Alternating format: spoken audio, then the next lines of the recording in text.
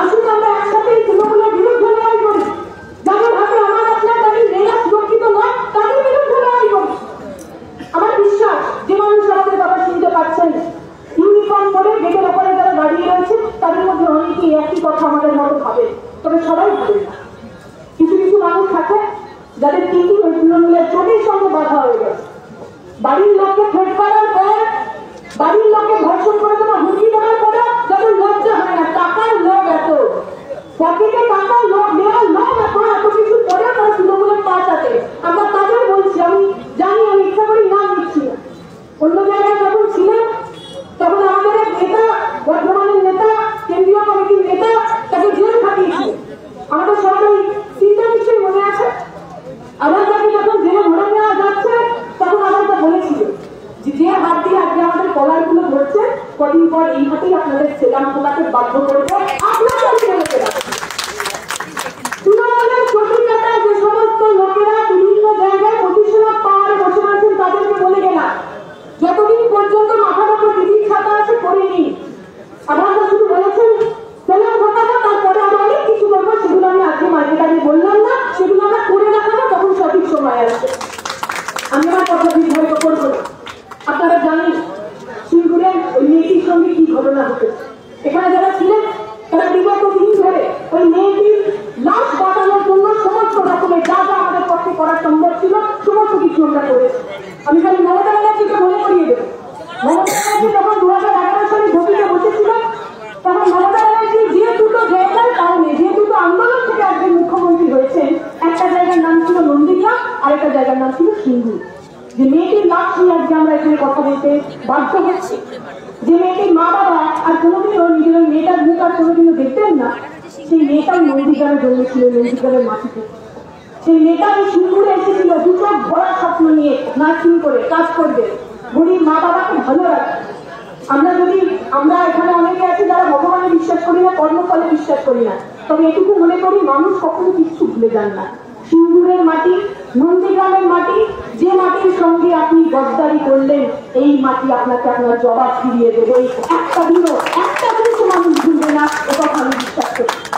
বিগত কতদিন ধরে যেভাবে তৃণমূল এবং রাজ্যের পুলিশ প্রশাসন তারা বারবার এই বডি লোপাট করার চেষ্টা করেছে, একদম আর্জিকর কাণ্ডের মতো বিভিন্ন ভাবে পোস্টমর্টেমটাকে ডিলে করার চেষ্টা করেছে। আমরা জানি পোস্টমর্টেম যত ডিলে হবে তত তার শরীরের মধ্যে থাকা যে সমস্ত তথ্য প্রমাণ সেগুলো সব গন্ডগোল হয়ে যাবে, ঠিকঠাক পাওয়া যাবে না। ইচ্ছা করে করেছে, ওটা ঠিক আর্জিকরের মতোই তারা টার্গেটটাকে বাঁচাতে। অনেকে বলছেন যারা মিডিয়ার বন্ধুরা রয়েছেন যে দুজনকে তো গ্রেপ্তার করা হয়েছে। আচ্ছা, শুধু আর্জিকরের সময় দুজনকে গ্রেপ্তার করা হয়েছিল না? এক সঙ্গীত ঘোষ আর একটা চালানো হয়েছে। আজ অব্দি তাদের বিরুদ্ধে কোথাও চার্জশিট ফাইল হয়েছে? সিবিআই ফাইল করতে পেরেছে? পশ্চিমবঙ্গের পুলিশ ফাইল করতে পেরেছে? ওই দুজনকে গ্রেপ্তার করার পর আর্জিকরের তদন্ত এতটুকু এগিয়েছে। আমরা বলছি পশ্চিমবঙ্গের মানুষ বোকা নয়, এক স্ক্রিপ্ট তার বেশি দিন চলবে না, ওই স্ক্রিপ্টের এখনো পুনরাবৃত্তি করার চেষ্টা করছে। দুজনকে ধরে দুজনকে গ্রেপ্তার করে পুরো তদন্তটাকে বন্ধ করার চেষ্টা করছে। সেই একই কাজ করা যাবে না। আমাদের মনে আছে যখন আর্জিকরের ঘটনা ঘটেছিল, ওইখানকার যিনি সুপার ছিলেন তিনি চেষ্টা করেছিলেন এই মেয়েটার চরিত্র হনন করার। সেই রাত্রিবেলা কি করছিল? অত রাত্রিবেলা সে গেল কেন? অত রাত্রিবেলা মেয়েদের বাড়ি যাওয়ার দরকারকে প্রশ্ন করেছিলেন। মমতা ব্যানার্জি সেই একই পথ ধরে বলেছিলেন মেয়েদের রাত্রিবেলা ডিউটি করার দরকার নেই। অতএব আমার ধর্ষণ হবে না তার দায়িত্ব আমার। মেয়েদের দায়িত্ব ধর্ষিত না হওয়ার, সরকারের দায়িত্ব নেই। মেয়েরা ঘর থেকে বেরোবে না, মেয়েদের কোনো বন্ধু থাকবে না, মেয়েরা কাজ করতে যাবে না। আমরা দেখি সিঙ্গুরের ক্ষেত্রে একই জিনিস, যে দুজনকে গ্রেপ্তার করেছে একজন নাকি তার বন্ধু, মেয়েটির বন্ধু, এবং বলার চেষ্টা করা হচ্ছে যে প্রেমজনিত কারণে নাকি এই সমস্ত খুন হয়েছে, আত্মহত্যা হয়েছে। আমরা বলছি এই ধর্ষণের পরেই মেয়েদের চরিত্র হনন করার প্রচেষ্টা, এই আসলে মমতা ব্যানার্জি তৃণমূলের মুখ দিয়ে মনুস্মৃতির কথা আমরা শুনছি, বিজেপি আলোচনার কথা আমরা শুনছি, যারা মনে করেন মেয়েদের জায়গা ওই রান্নাঘরের ভিতরে। আমার যে বন্ধু পুলিশরা এখানে রয়েছেন, যে মেয়েরা এখানে রয়েছেন, আমরা বলছি মমতা ব্যানার্জিরা যখন এই কথা বলেন, তৃণমূল সরকার যখন প্রত্যেকটা ধর্ষণের পর মেয়েটি বন্ধু বান্ধব বা প্রেম ঘটিত সম্পর্ক খুঁজতে চান, তারা কিন্তু আসলে সমস্ত কর্মজীবী মহিলা আপনাদের ইনক্লুডেড আমাদের প্রত্যেকের কাজ করার পরিসরকে প্রশ্ন করছে।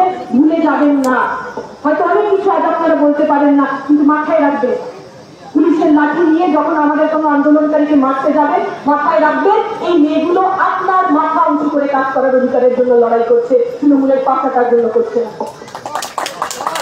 আমি আমার কথা শেষ করবো এইটুকুনি বলি, আমরা দেখেছি গতদিন তৃণমূলের বেস্ট ফ্রেন্ড কিছুদিন আগে ফ্রেন্ডশিপ ডে গেছে, ফ্রেন্ডশিপ ডেতে যদি দুজনকে বেস্ট ফ্রেন্ড করে তাদের কোনো পুরস্কার দেওয়া যায় তা তৃণমূল এবং বিজেপির হওয়া উচিত।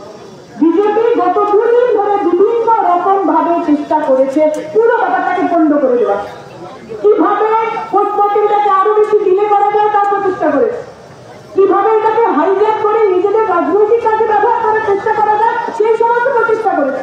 এবং আমরা যদি ভুল না করি আমাদের এক কংগ্রেস, সেই কংগ্রেসের উপর আক্রমণও বিজেপি করেছে কোনো প্রবর্তনা ছাড়া। তাই বিজেপিকে আমরা বলতে চাইছি, যে বিজেপি উন্নয়ন করে, যে বিজেপি হাতরাস করে, তারা হঠাৎ করে পশ্চিমবঙ্গে এসে যেন সাধু না সাজে। পশ্চিমবঙ্গের মানুষ আপনাদের মুখ খুব স্পষ্ট ভাবে চেনে। যে বিজেপি, যে কেন্দ্রের সরকার সিবিআই তদন্তের নাম করে একের পর এক পশ্চিমবঙ্গের বিভিন্ন ঘটনাকে টানা গলিতে পৌঁছে দিয়েছে, সেটা কামদুনির ঘটনা হতে পারে, সেটা এত এত কোটি টাকার স্ক্যাম হতে পারে, সেটা আরজিকরের ঘটনা হতে পারে। আরজিকরের ঘটনাতেও কিন্তু সিবিআই কোন রকম কাজ করেনি। ফলে যে মানুষ ভাবছে বিজেপির সঙ্গে দাঁড়িয়ে তৃণমূলকে হারাবো, আমি আপনাদের বলছি ওই বেস্ট ফ্রেন্ডকে দিয়ে, ওই ছেলের জেলার বিরুদ্ধে দিয়ে জব্বারের সঙ্গে লড়াই করা যাবে না। জব্বারকে যদি হারাতে হয় তাহলে লাল ঝান্ডার সঙ্গে আসুন, কারণ লাল ঝান্ডা কারণ বাচ্চা ভয় পায় না, কাউকে ভয় পায় না। আমার আপনার বাড়ির মেয়েদের অধিকারের জন্য, আমার আপনার ভালো থাকার জন্য আমরা রাস্তায় থাকবো। আপনাদের পক্ষ নিতে হবে, আপনারা তৃণমূল বিজেপির সঙ্গে থাকবেন না আমাদের সঙ্গে থাকবেন। আমরা আশা করব আগামী দিনে আরো বৃহত্তর আন্দোলনে মেয়েদের সুরক্ষার জন্য, মেয়েদের কাজ করার অধিকারের জন্য, পশ্চিমবঙ্গের বুকে মাথা উঁচু করে নির্ভয় বাঁচার জন্য, যে কথা আমরা হিন্দিতে বলতাম যে বেক হোক আজাদি। এই কিছুদিন আগে 15ই আগস্ট গেছে, স্বাধীনতা দিবস পালন করেছি আমরা। সেই স্বাধীনতা দিবসে তিনি ওই মেয়েটার লাশ নিয়ে আমাদের রাস্তায় দাঁড়িয়ে থাকতে হয়েছে। আগামী দিনে স্বাধীনতা দিবস যেন আর অন্য কোনো মেয়ের লাশ আমাদের পুরোতে না হয়, তেমন একটা ভারতের জন্য, তেমন একটা বাংলার জন্য আসুন আমরা রাস্তায় থাকি। স্বাধীনতার মানে কি তা রাস্তায় আমরা বুঝিনি। এই আশা ভরসা রেখে আমার বক্তব্য শেষ করবো। শুক্রিয়া।